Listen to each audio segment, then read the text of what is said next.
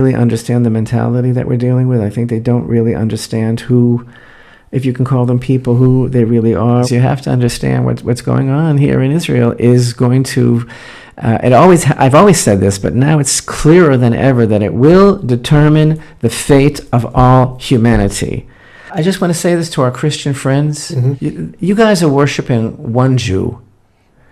That's a mistake. You should be worshiping every single one of us, because we all die for your sins every single day. And that's exactly what's going on here. Yeah. We're all God's firstborn, and we're dying for your sins right now because the Jewish people in the land of Israel are the bulwark against the orcs.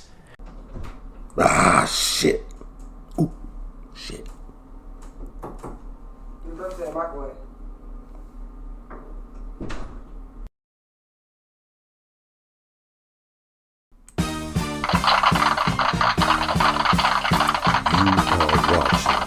Brother Abner TV. Let's go.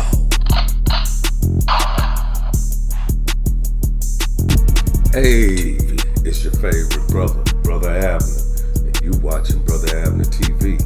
And I want to thank. Oh, this ain't the end of the show. Anyway, let's get to this, man. Look, I want to talk a little bit. I just want to thank the Most High Elohim, spirits, and how Abraham. Discerning of the spirit comes about, right? Example, John the Baptist, right? When the Messiah approached him when he was baptizing, right? He knew that was the Messiah, even though he never met him before, anywhere, right? Not in the physical form, okay? John the Baptist basically John the Baptist was in the womb. He was the first to recognize Messiah, and he recognized him in the womb. So Mary went to visit the children, spirit. That's how they knew each other, right? So spirits connect to spirits, and you never forget something like that, right? Okay. Example, let's say like Brother Ab TV. For us now as humans, we can't determine that spirit right off top. It takes time. We have to be around that person, see how they react, how they act, how they conduct themselves, right? And that's how we can get a feel of what that spirit is like. To the back. Now, also with that spirit, right? Let's use Adam, right? Okay, Adam had the spirit, right? Adam, when Adam disobeyed our Elohim, if you never know the truth, the spiritual man was gone. Can you ever discern? He became just a man. That's why he did not know he was naked, because at that time he was in the spirit. But when he disobeyed, he became a mortal man, right? With that, did Adam, in his spirit form, did Adam ever pray? Or did he worship? Because no angel prayed to our Elohim. They worshiped him, but they didn't pray. So now we have to pray, because we are just men now. But with that, I know I can go on rambling on and on about some things, but it's just something to make you think. It's your favorite brother. You can never. But let's get on to the program here. We are going to find out some information, not all, some information about who is Judean. Solve a problem that you have never. Many of the Jews that today live in the reconstituted state of Israel come from Eastern Europe, are not descendants of the Judeans or the lost tribes of Israel, but rather descendants of the Khazars. Who are they?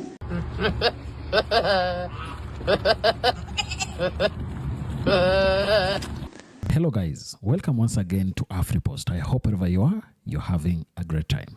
Now, one thing that is currently happening in Palestine is that there is that war between Israelis and the Palestinians. And one thing we know is that Palestine is being bombarded by Israel and they are facing a lot of challenges. But one question is, what is the contention of this war? It is said that this land belonged to Israelites, and these Israelis, they call themselves Jews, they want claim of that land, and they don't want Palestinians there. But then, who are the true Jews? About the true identity of Israelites or Jews, as you may call it. And he's had a lot of things that are quite eye-opening, if you ask me, because many of the beliefs that we've had for many years are not true. He says that the current people settling in the land of Israel are just Europeans who are not the true Jews as they should be. I want to discuss a little bit of sensitive history. And if I go to sensitive history, well, then I must quote sources that say it rather than that I say it. Facts are facts. This is a book that was written by a Jewish man. And he confronted the thinking of many of the high-placed individuals of the world. This is interesting stuff. In this book, Benjamin H. Friedman, a Jewish man, writes about the Jews and reveals an interesting history. He states that the present Jews in Palestine are not the true descendants of the Judeans, but rather descendants of the Khazars. In the letter addressed to D. David Goldstein of Boston, Massachusetts, a convert to Catholicism, the author, Benjamin Friedman of New York City, dated October 1954, provides some fascinating insights. This is in the public domain. Benjamin H. Friedman claims that the word Jew was only introduced into the English language in the 18th century, and that Jesus referred to himself as a Judean and not as a Jew. Inscribed upon the cross when Jesus was crucified were the Latin words Iesus Nazarenus Rex Iodeorum, which means Jesus of Nazareth, ruler of the Judeans. A Jew today has a religious as well as a political connotation. You think of a Jewish entity, a government, but you also think of their religion incorporated at the same time, whereas the term Judean is a geographic connotation. It's a geographic. It doesn't incorporate the religion. It's where he came from. He was from Judah. He was a Judean.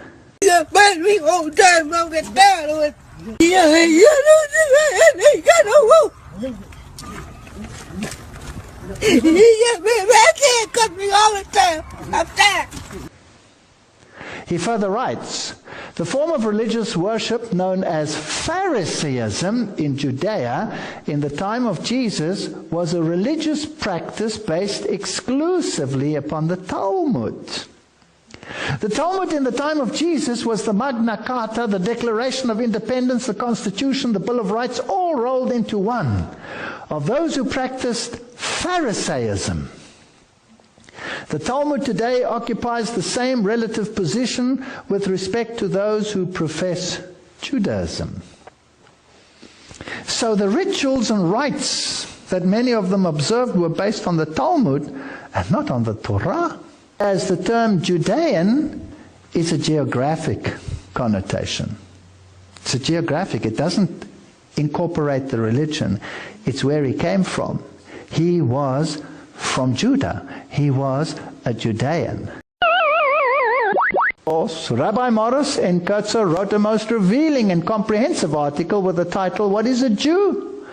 which was published as a feature article in Look magazine in June 17, 1952 issue. In that article, Rabbi Morris Kotzer evaluated the significance of the Talmud to Judaism today. And that important subject, by the most qualified authority at the time, Rabbi Morris N. Kotzer, stated, "The Talmud consists of 63 books of legal, ethical, and historical writings of the ancient rabbis. It was edited 5 centuries after the birth of Jesus. It is a compendium of law and lore. It is the legal code which forms the basis of the Jewish religious law, and it is, note, the textbook used in the training of rabbis." So rabbis are trained according to the Talmud. And the Talmud has very little in common with the Bible. Then he states, "From the birth of Jesus until this day, there have never been recorded more vicious and vile, libelous blasphemies of Jesus or Christians and the Christian faith by anyone, anywhere, or any time." The Talmud, a cornerstone of rabbinic Judaism, offers a fascinating glimpse into the historical context of Jesus, though it does so in an indirect manner. Composed between the 2nd and 6th century CE, the Talmud consists of the Mishnah, which is the written record of Jewish oral laws, and the Gemara, a commentary on those laws. It exists in 2 versions, the Jerusalem Talmud and the more widely accepted Babylonian Talmud. When we look for references to Jesus within the Talmud, we often encounter the name Yeshu or variations thereof. One notable passage is found in Sanhedrin 43a, where a figure named Yeshu is described as being executed on the eve of Passover for practicing sorcery and leading Israel astray. A herald proclaimed for 40 days that anyone who could defend him should come forward, but no one did. This timing and the nature of the charges have led many to associate this Yeshu with Jesus of Nazareth. Another intriguing reference appears in Sanhedrin 107b and Sota 47a, where Yeshu HaNatzri, or Jesus the Nazarene, is mentioned as a disciple of Rabbi Joshua ben Berechiah. The narrative suggests that Yeshu misunderstood a comment from his teacher, which ultimately led him to become a heretic and engage in idolatry. Stop it, my nigga! In Gittin 56b, 57a, we encounter a figure named Balaam, who faces punishment in the afterlife by being boiled in excrement. Some scholars propose that this Balaam serves as a cryptic reference to Jesus. Similarly, in Shabbat 104b, another Yeshu is accused of practicing sorcery, echoing accusations found elsewhere in the Talmud. In summary, the Talmud's sparse and indirect references to Jesus reveal a complex relationship between early Christianity and Rabbinic Judaism. I don't want to go into it. If I were to put the quotes on the screen, which the Talmud contains about Jesus, you would be horrified. It is some of the vilest statements that I have ever had the dishonor of reading. As to the origin of the present Jews in Palestine, he states that those Jews derived from Eastern Europe, and many of the Jews that today live in the reconstituted state of Israel come from Eastern Europe, are not descendants of the Judeans or the lost tribes of Israel, but rather descendants of the Khazars. Who were they? They were a nation most people do not even know of. He writes, the so-called self-styled Jews in Eastern Europe in modern history cannot legitimately point to a single ancient ancestor who ever set even a foot on the soil of Palestine in the era of Bible history. Research also revealed that the so-called or self-styled Jews in Eastern Europe were never Semites, are not Semites now, nor can they ever be regarded as Semites at any future time by any stretch of the imagination. What secret, mysterious power has been able for countless generations to keep the origin and the history of the Khazars and the Khazar kingdom out of the history textbooks? Did you ever learn about it at school? I never learned about it.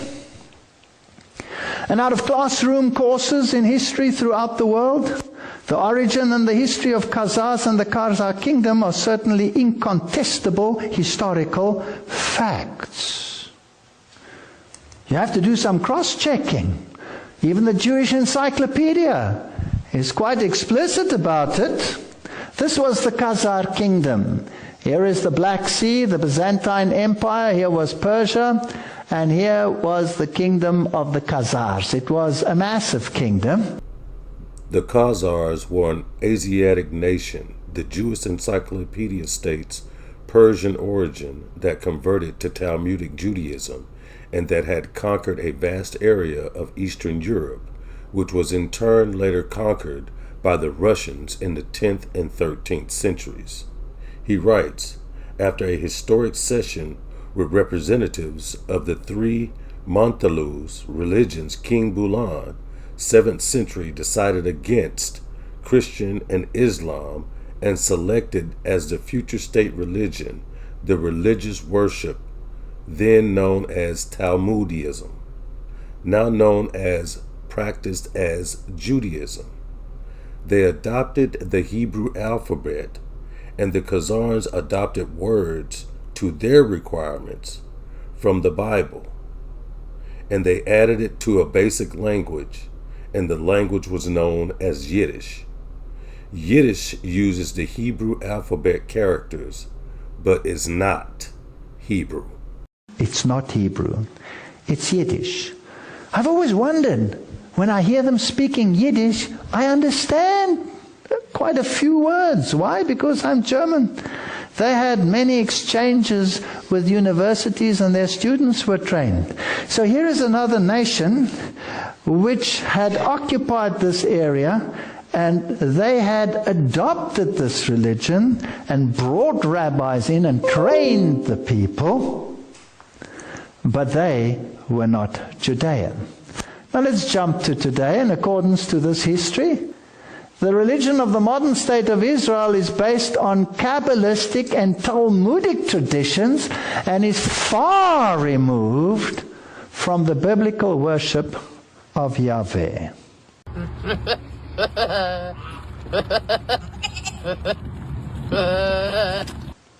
And if it is based on the Talmud, it is so anti-Jesus Christ.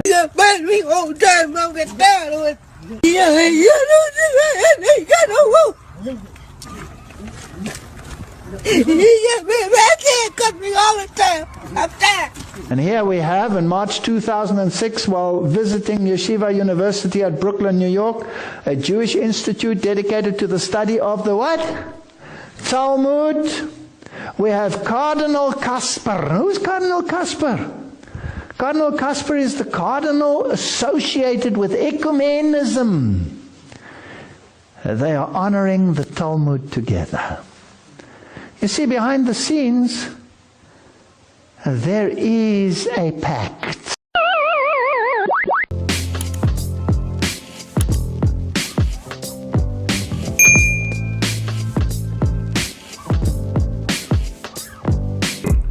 With that, it's your favorite brother, Brother Ab.